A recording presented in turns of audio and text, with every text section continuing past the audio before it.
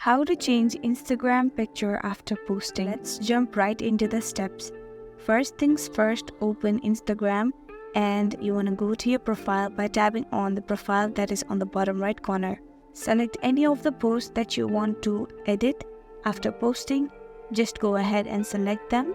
Now to edit, tap on the three dots that is on the top right corner. Now tap on edit. By doing that, you will be only able to change the caption of it and you'll be able to tag people, that is, add tag to this post. For that, tap on tag people and then tap on the screen and write name of any people that you want to tag this photo to. Like any other social media apps, Instagram does not allow to change Instagram picture after posting. All you can do is edit the post and then tag people in this post.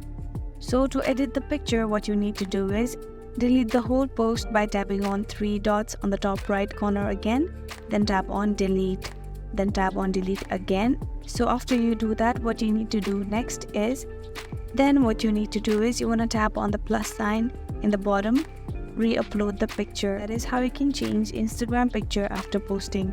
I really hope this video helped you out. Thank you so much for watching till the end.